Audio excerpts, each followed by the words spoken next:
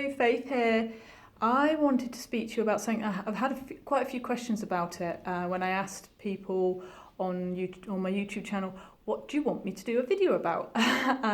So I had quite a few people saying the same thing. So I'm slowly making my way through that list based on the amount of people that ask for each thing. So if you have asked for that I make a video on something else, I will get to it eventually. It's just that probably lots of other people have asked for other things in front of that.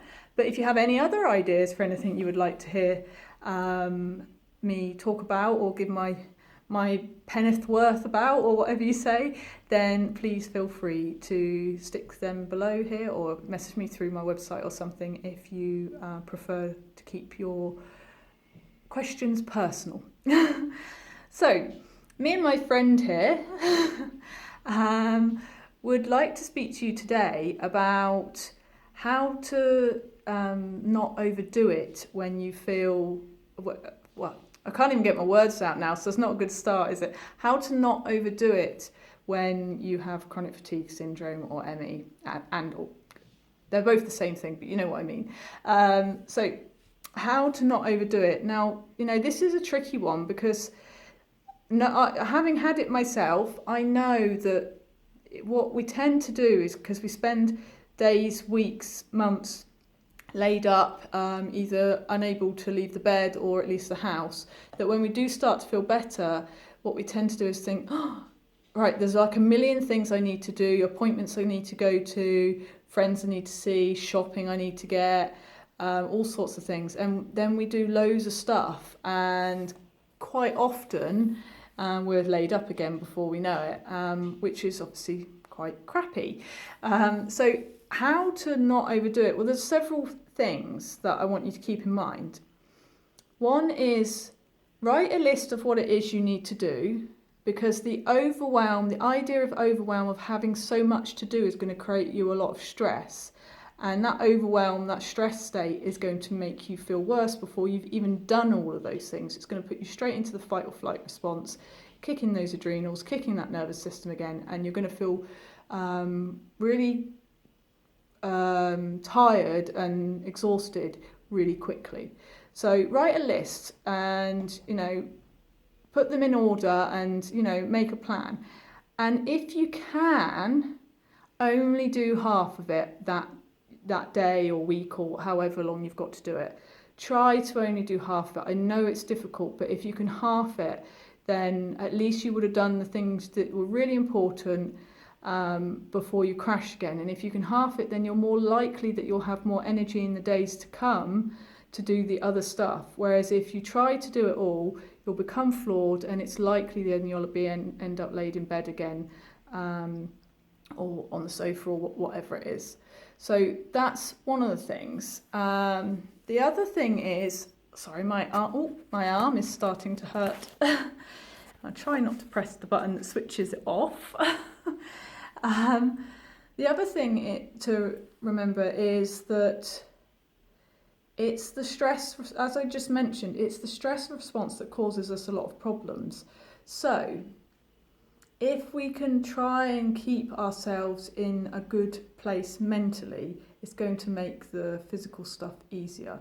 So what tends to happen, even if we're not feeling better and we know we've got an appointment, tomorrow at the hospital or something, we start to already a day or two or three or five beforehand start thinking, oh my God, how am I going to manage this? Is it going to floor me? What are they going to say? How are they going to say it? Will they take me off my benefits? Will they put me on more? Will they change my medication? What if they try to get me to go on this one?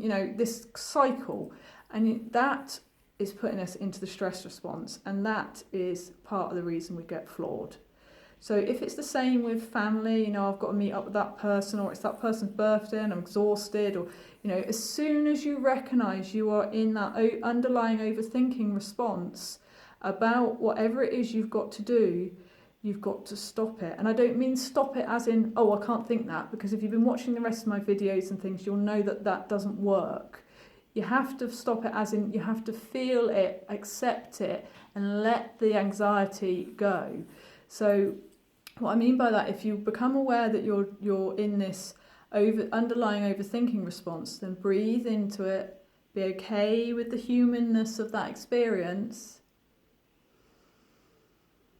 and then try and just feel into those feelings, that overwhelm, that stress, that anxiety, and just allow them to be there. Try not to fight it, try not to overanalyze it, just allow them to be there, and they will slowly dissolve. And you might have to allow the next emotion in the next 5 minutes and a different one 10 minutes after that.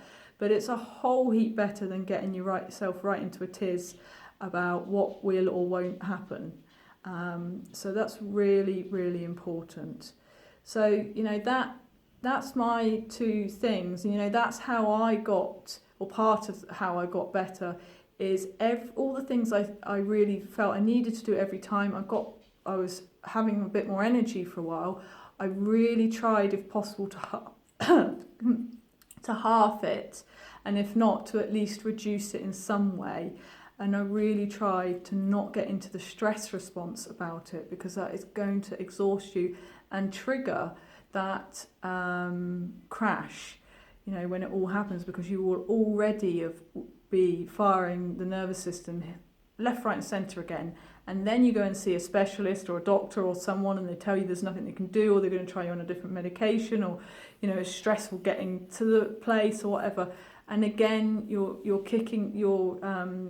pushing that nervous system response up a level, and that is what really floors you. So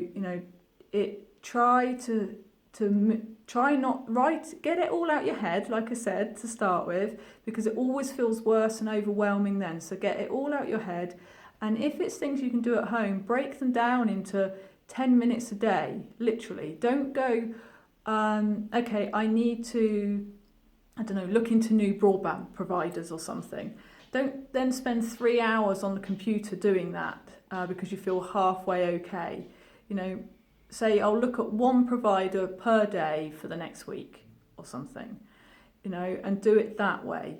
And slowly but surely you're doing that, and then recognizing when you've gone into the stress response and allowing that humanness, and stop fighting yourself and whatever's going on in your life. Those two together are going to help you to not feel flawed when there's more to do, or you're starting to feel better and you want to run around like a blue-ass fly. So I hope that helps. If you have any questions about that, then please feel free to pop them in the box below. Or, booking for a free Skype consultation through my website. I am still doing those at the moment, but obviously I'm going off travelling soon, and I will not be doing them whilst I'm actually travelling. But once I am settled somewhere in Asia, then I will start them again. But I, at the moment, do not know when that is.